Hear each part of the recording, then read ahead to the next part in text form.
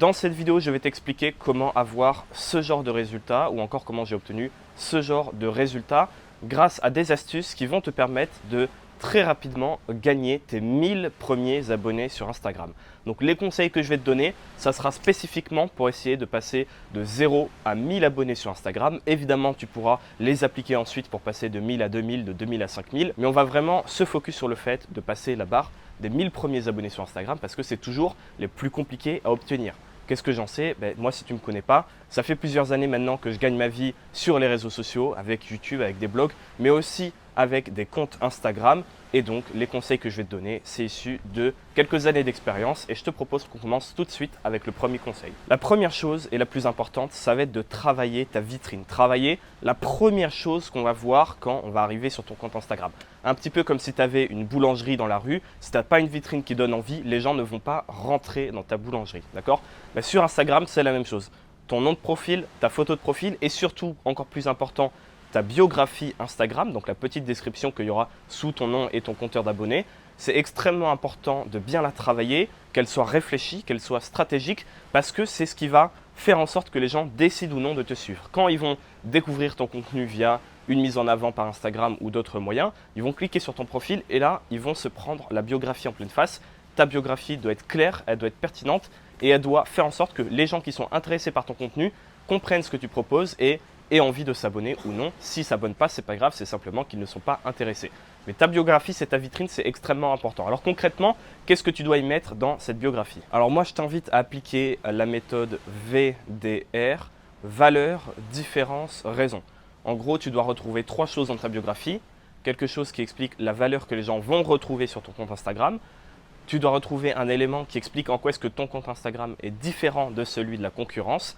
Et raison, tu dois donner une raison aux gens de te suivre. Mais même si tu suis ces 3 points-là, le plus important, c'est d'avoir bien travaillé en amont ton positionnement. C'est pour ça qu'avec les personnes que j'accompagne dans le CL, qui est mon programme hybride, en gros, c'est 15 heures de formation en ligne et un accompagnement à côté dans lequel j'aide les gens au fil des semaines, au fil des mois à lancer un business sur Instagram. D'ailleurs, si ça t'intéresse, tu as le premier lien en description, on peut bosser ensemble. Et avec ces personnes-là, les personnes que j'accompagne, qui suivent d'abord la formation et que j'accompagne ensuite, le positionnement, c'est un sujet dont on parle pendant, je sais pas, 1h30, 2 heures, parce que c'est un prérequis à tout, je te le répète souvent, c'est la base de ta fondation de ton business en ligne. Et que ce soit pour faire une bio Instagram, pour vendre des choses derrière, parce que le but, ce n'est pas seulement d'avoir des abonnés sur Instagram. Moi, je suis là pour t'apprendre à devenir libre et donc à gagner de l'argent grâce à ce compte Instagram. Pour ça, le positionnement, c'est hyper important de l'avoir travaillé. Et si tu veux avoir une bio Instagram qui est efficace, il faut un positionnement qui est clair, un positionnement qui est différent de la concurrence. Et donc, je t'invite vraiment à travailler tout ça. Encore une fois, si tu veux passer au niveau supérieur sur Instagram, si tu veux me poser des questions, pourquoi pas, je t'invite à checker le premier lien en bio, tu auras toutes les infos. La deuxième astuce, c'est simplement d'utiliser la méthode du recyclage et notamment en ce moment, pour les mois à venir et peut-être les années à venir, recycler sur TikTok. Quand tu crées du contenu sur Instagram, TikTok, c'est une plateforme qui est vraiment similaire sur plein d'aspects, surtout sur l'aspect du contenu vidéo que tu vas pouvoir y poster. Et je t'invite à prendre ton contenu Instagram et le recycler pour le mettre sur TikTok. Pourquoi? Ça va parfois te prendre juste quelques minutes de plus de le programmer sur TikTok. En plus, on peut programmer jusqu'à 10 jours. Donc, tu peux vraiment faire ça d'un coup. Et TikTok va te permettre de rapidement obtenir beaucoup plus de vues et toucher beaucoup plus de monde. Moi, j'y connaissais rien à TikTok. J'avais jamais installé l'application. J'ai installé il y a de ça quelques mois et j'ai déjà fait, je crois, plus de 4 ou 5 millions de vues sur TikTok. Alors moi, je m'en sers pour ramener les gens vers mes chaînes YouTube, mais tu peux très bien ramener les gens vers tes comptes Instagram en liant ton compte Instagram dans ta bio. Donc les gens auront un bouton sur lequel cliquer et ils iront tout de suite sur Instagram et en mettant simplement dans ton compte TikTok un petit appel à l'action, viens me suivre sur Instagram et encore une fois, tu peux leur donner une raison de le faire. Un contenu qui est différent, discuter avec toi, j'en sais rien.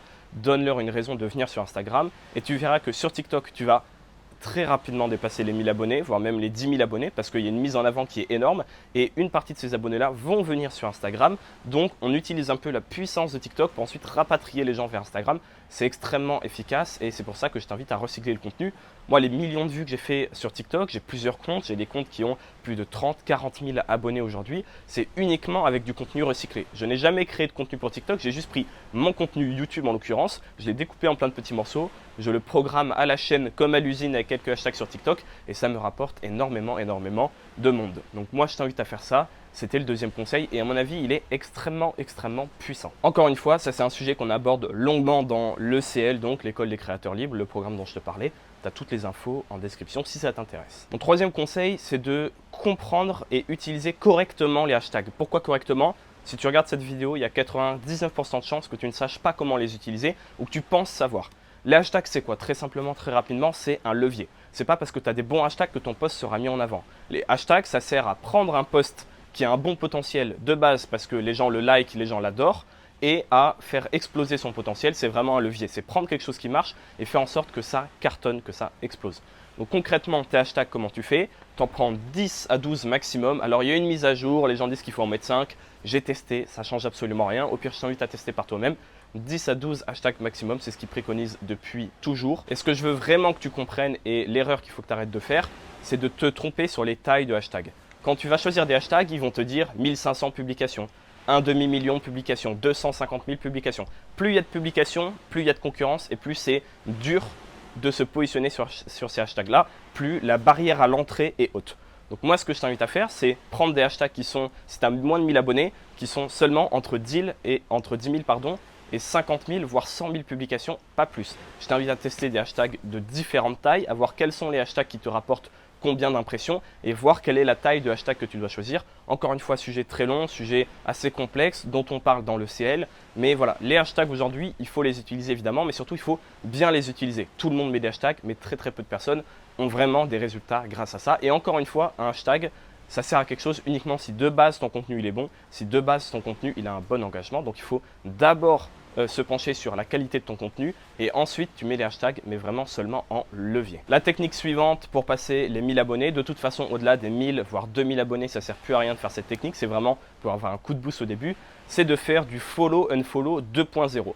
Le follow unfollow, si c'est bien fait, ça peut t'apporter une audience de qualité et Instagram ne va pas te punir ou te bloquer ou quoi que ce soit. Alors qu'est-ce que j'entends par bien fait? J'entends respecter certaines règles, le faire d'une certaine manière. Je t'en ai déjà un petit peu parlé sur cette chaîne et faire en sorte que tu ne sois pas là uniquement pour gagner un maximum d'abonnés, que tu ne sois pas là à spammer comme un cochon et te faire bloquer par Instagram, que tu fasses ça doucement en respectant les limites que t'impose Instagram, les limites quotidiennes de follow et d'unfollow et en ciblant bien les personnes pour que ce soit uniquement des abonnés qualifiés. Parce que dans cette vidéo, je t'apprends à gagner des abonnés, mais le plus important sur Instagram, pour gagner des abonnés, c'est d'être mis en avant. Et pour être mis en avant, il faut avoir un bon engagement, c'est-à-dire qu'il faut avoir un gros pourcentage de ton audience qui like ton contenu. Et pour ça, il faut essayer tout le temps d'avoir le moins d'abonnés possible, mais la meilleure qualité. Demain, je peux très bien te donner 15 000 abonnés. Si ces 15 000 abonnés ne sont pas intéressés par ton contenu, tes posts, ils feront 20-30 likes maximum et ton compte sera foutu parce que tu seras suivi par des gens qui ne vont jamais liker ton contenu. Et du coup, Instagram va se dire, chaque fois qu'ils sont un contenu, je le propose à ses abonnés, ils n'aiment pas, il n'y a personne qui like, donc j'arrête de le mettre en avant. Ok, donc c'est bien ça ce qu'il faut comprendre sur Instagram, toujours privilégier la qualité à la quantité et donc faire du follow and follow avec la méthode que j'appelle 2.0, ça va te permettre ça. Ça va te permettre de gagner moins vite des abonnés qu'avec du follow and follow massif, mais ça sera de la qualité et ça sera sur du long terme parce que sur cette chaîne, je suis là pour t'aider à faire un business, à lancer un projet qui dure sur le long terme. On n'est pas là pour gagner des abonnés, pour faire joli, non. Moi, ce que je veux, c'est que tu sois libre, que tu puisses faire un tour du monde comme je le fais en ce moment, que je peux faire uniquement parce que je gagne ma vie sur YouTube, sur Instagram, avec mes anciens blogs, etc. Donc, follow and follow 2.0, on essaie de se concentrer sur la qualité de l'audience qu'on suit, on essaie de respecter les codes, les limites, parce que tu as une limite par jour d'action, de nombre de gens que tu peux follow and follow avant d'être bloqué. Encore une fois, c'est un sujet très long, très complexe. Dans le CL, premier lien en description, je t'explique tout ça et on prend 40-45 minutes juste pour parler de ça, des follow and follow 2.0, parce que c'est extrêmement puissant. Donc si ça t'intéresse ce que je viens de te dire, si tu veux connaître quelles sont les 7 étapes pour gagner sa vie sur Instagram, alors je ne vais pas te promettre que tu seras millionnaire d'ici 2 semaines, mais c'est comme tout, si tu travailles, si tu es sérieux, si tu es patient, si tu as une bonne stratégie, d'ici quelques semaines, quelques mois, tu peux commencer à avoir tes premières rentrées d'argent qui seront des compléments de revenus au début. Moi, au début, je ne pouvais pas gagner ma vie sur Internet, c'était seulement quelques centaines d'euros par mois, mais j'étais déjà le plus heureux du monde. Et après, avec de la patience et du travail, ça s'est transformé en un job. Donc si tu veux, je te laisse cliquer sur la vidéo qui apparaît à l'écran, vidéo dans laquelle je te donne les 7 étapes à suivre pour gagner sa vie sur Instagram. Je te laisse la regarder, je suis sûr et certain que ça va t'intéresser. Et moi, je te dis à la prochaine.